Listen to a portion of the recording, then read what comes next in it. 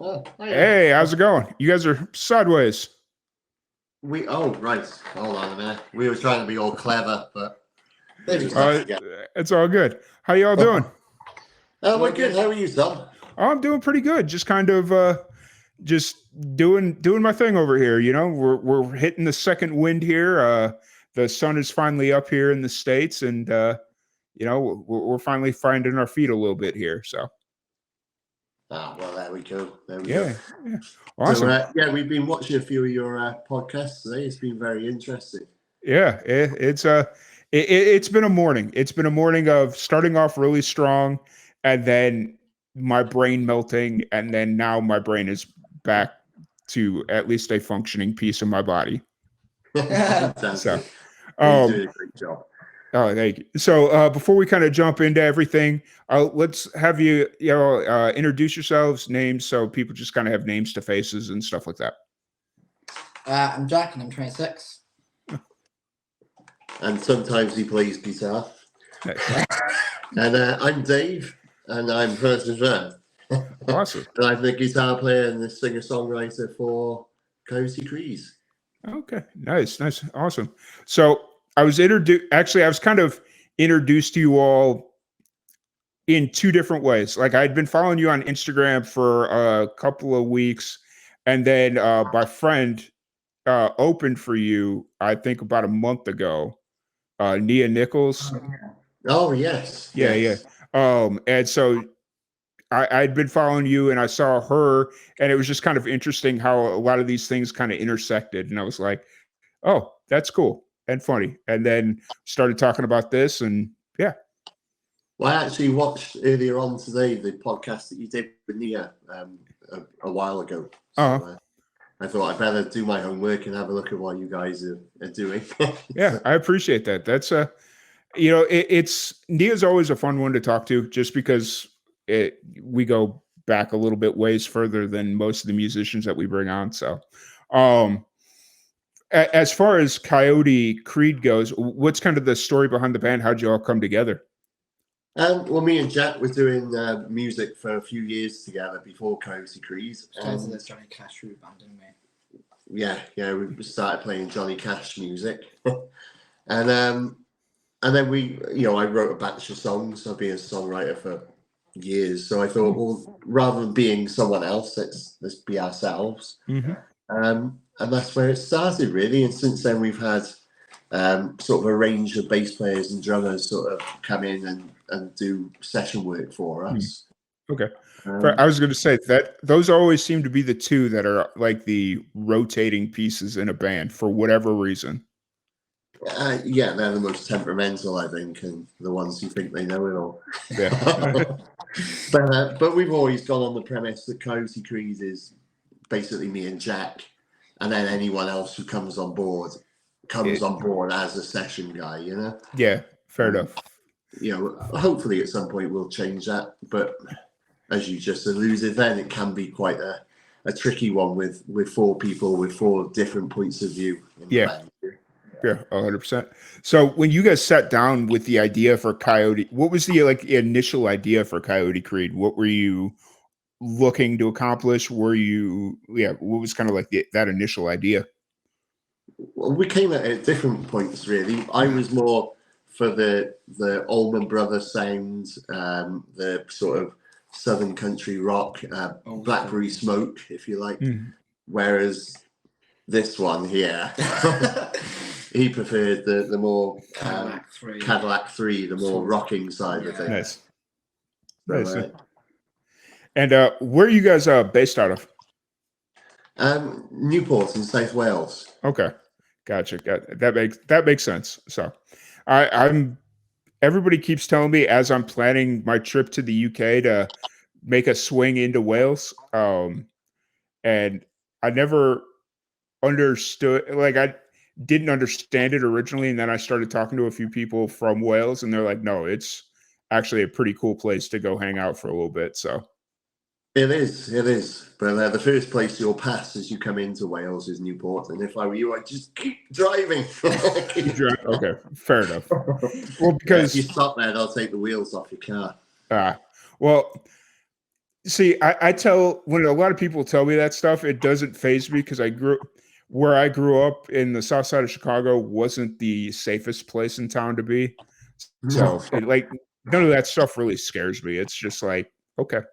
Like the only reason I would do that is just because I'm in a different country and I don't want to end up in prison or something for doing something I probably Newport shouldn't be. doesn't scare anyone. It's just an inconvenience. Yeah, fair enough.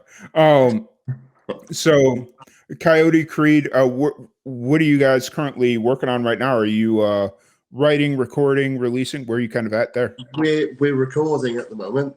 We've just done an album in the summer that's out.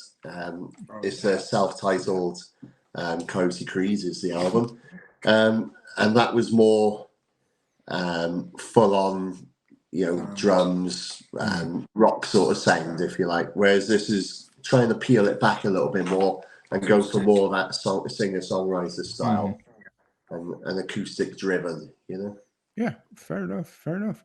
And so how's the response been off that album that you released? I think we've had some pretty good reviews for our self-titled album. Mm-hmm. Everyone seemed to love it who we've sort of talked to. My mum liked it. Hey, sometimes your mom can be the harshest critic, right? Yeah. But no, it's been received well. The streams are going up all the time. I think it's only on about 30,000 at the moment, but it's going up. And it's just about building. There was no way that we were going to release this album and it would be Taylor Swift level. But we're pleasantly pleased with how it's gone at the moment. And hopefully we'll build on it with this next album now, which is, like I say, it's going to be called Renegade Country. Nice. And we're trying to get it done and finished before Christmas, but we're also not going to rush it out either. It's got to be perfect. Yeah, 100%. I feel like I've had this conversation about 3 or 4 times today. It's like it's not necessarily a bad thing to have music ready, just to be more methodical or thoughtful with how you release it, because like I know, like when I finish a project or whatever it is, my first thought is, how quickly can I get this out? I want to get it out right now. But in reality, it's like, nope, that's not always the best thing to do. Maybe take a step back, wait till January 1, and then kind of figure it out from there. Yeah. I mean, basically, and for us being at the level that we are, we only get one shot of people liking it or not. It's not like we're a big act that can just pump the stuff out and some of your fan base will like it. We've got to get it right when it goes out. Otherwise, that's our reputation done. They won't come back to us, Yeah, fair enough. Yeah. So as you're kind of approaching the next stage of this release, because obviously you got like production, there's different phases of the release. What's kind of running through your mind right now as you're kind of wrapping up the actual production of this album?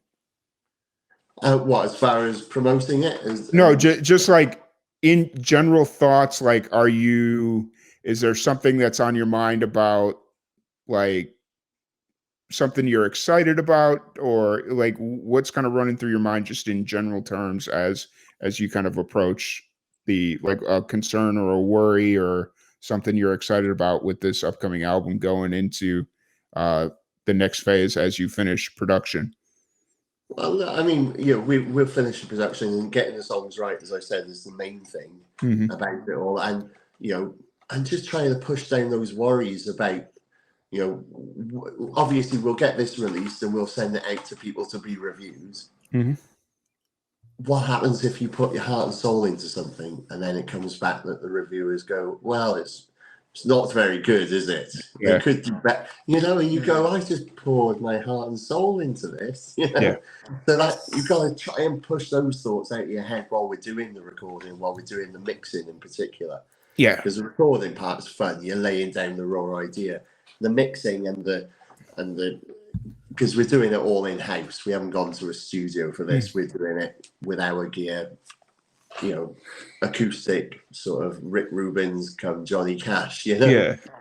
So it is very naked. It is very much your heart on your sleeve with this album, you know. Yeah. And all we can hope is that people enjoy it, but you can't help thinking, It's like a mix of emotions, isn't it? yeah, Christ, are they gonna like it? You know. Fair enough. Fair enough. But Yeah. really, we didn't really give a damn. We should just do it. Yeah. You know? Well, that's when you got to have a serious conversation with yourself as musicians, as creatives, as people. What is your actual intent? Are you doing it for yourself, or are you doing it for other people's approval? Oh, we're doing it for fame and fortune, Tom. You know that. Yeah.